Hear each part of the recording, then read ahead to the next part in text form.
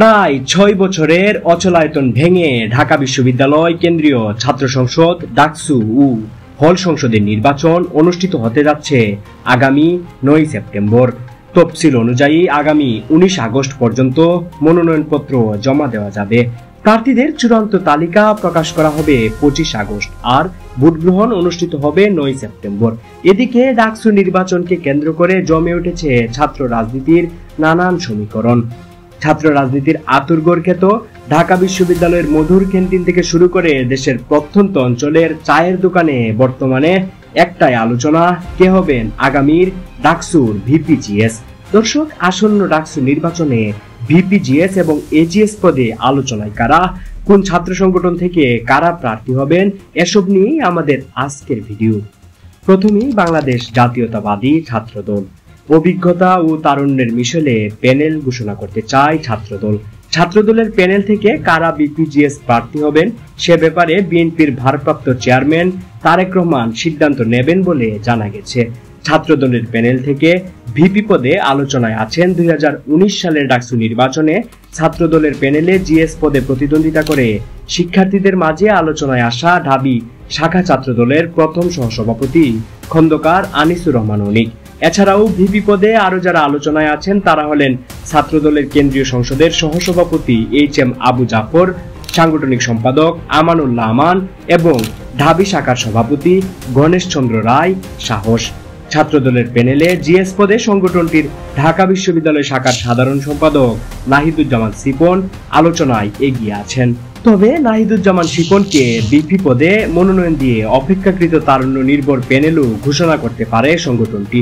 Nahiduzzaman Shipon VP প্রার্থী হলে প্যানেলে ২৪-এর অভ্যুত্থানে রাজপথে নেতৃত্বের ভূমিকায় থেকে পরিচিতি পাওয়া ঢাবি ছাত্রদলের যুগ্ম সম্পাদক আবিদুল ইসলাম খান এবং কবি জসিমউদ্দিন হলের প্রচার সম্পাদক শেখ তানভীর বারী হামিমকে জিএস অথবা এজিএস পদে দেখা যেতে পারে।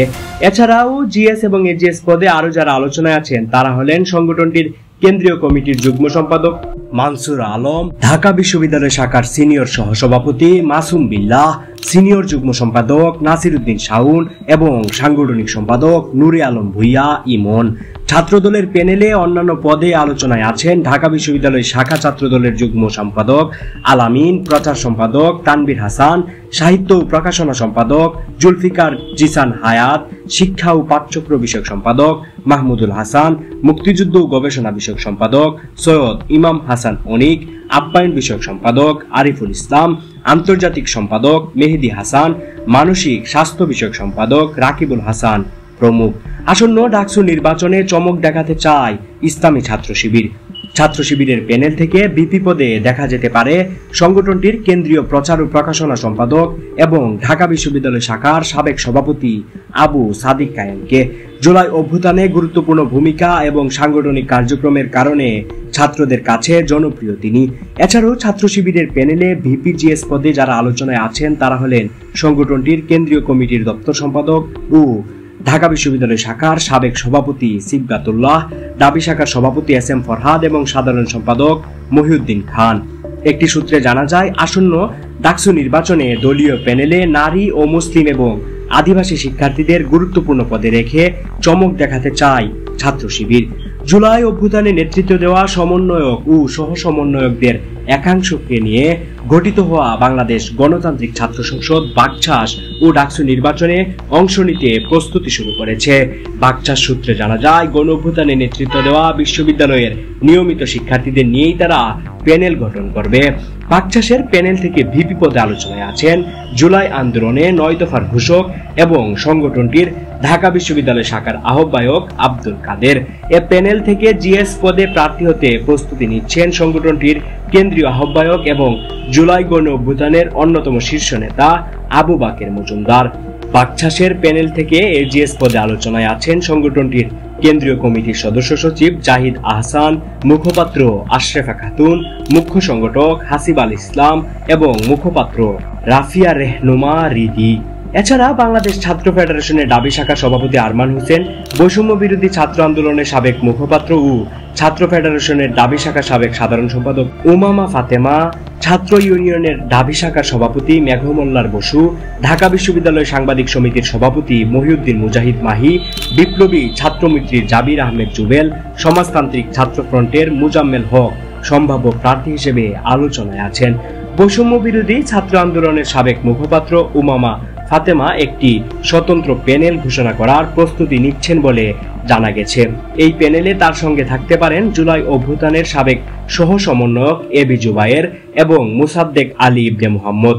এছাড়াও উমামা ফাতেমার প্যানেল থেকে প্রার্থী হতে পারেন ঢাবি সাংবাদিক সমিতির সভাপতি মহিউদ্দিন মুজাহিদ মাহি। তারা প্যানেলটিকে একটি অরাজনৈতিক শিক্ষার্থী ভিত্তিক প্যানেল হিসেবে উল্লেখ করছেন। আবার জুলাই অভ্যুত্থানের সাবেক সহ সমন্বয়ক এবি জুবায়ের আলোচিত সাবেক শিবির নেতাদের নতুন প্ল্যাটফর্ম আপ বাংলাদেশ থেকে ডাকসু নির্বাচনে প্রতিদ্বন্দ্বিতা করতে পারেন বলেও শোনা যাচ্ছে। একক প্রার্থী হিসেবেও ডাকসু নির্বাচনে প্রার্থী হতে পারেন ট্রান্সজেন্ডার কোটা বাতিল সহ বিভিন্ন আন্দোলনে নেতৃত্ব দেওয়া মুসাদ্দিক আলী ইবনে মুহাম্মদ। শিক্ষার্থীদের সব যৌক্তিক আন্দোলনে সক্রিয় থাকায় তিনি ক্যাম্পাসে বেশ জনপ্রিয়। আবার স্বাধীন বাংলা ছাত্র সংসদের আহ্বায়ক Jamal Uddin Mohammad Khalid unity in diversity স্লোগানে একটি প্যানেল গঠনের চেষ্টা করছেন বলে জানা গেছে। ডাকসুর সাবেক ভিপি নুরুল হক নূরের প্রতিষ্ঠিত ছাত্র অধিকার পরিষদের সভাপতি বিন ইয়ামিন মুল্লা ভিপি পদে নির্বাচন করবেন। ইতিমধ্যেই তিনি ডাকসু ফর চেঞ্জ নামে একটি প্যানেলও ঘোষণা করেছেন। সবশেষ 2019 সালে অনুষ্ঠিত হয়েছিল ডাকসু নির্বাচন। 28 বছর পর অনুষ্ঠিত হওয়া সেই নির্বাচনে ছাত্রলীগের প্যানেল থেকে ভিপি প্রার্থী ছাত্রলীগের তৎকালীন সভাপতি রেজওয়ানুল হক চৌধুরী সুবনকে প্রায় 2000 ভোটের ব্যবধানে পরাজিত করে ভিপি নির্বাচিত হয়েছিলেন বাংলাদেশ সাধারণ ছাত্র অধিকার সংরক্ষণ পরিষদ প্যানেলের প্রার্থী নুরুল হক নূর এবং জিএস নির্বাচিত হন ছাত্রলীগের তৎকালীন সাধারণ সম্পাদক গোলাম রাব্বানী। দর্শক, কেমন লাগলো আমাদের আজকের ভিডিও? এই প্রার্থীদের মধ্যে আপনার পছন্দের প্রার্থীকে জানাতে পারেন আমাদের কমেন্ট বক্সে। দেখা হচ্ছে আমাদের আগামী ভিডিওতে। সেই পর্যন্ত ভালো থাকুন, সুস্থ থাকুন।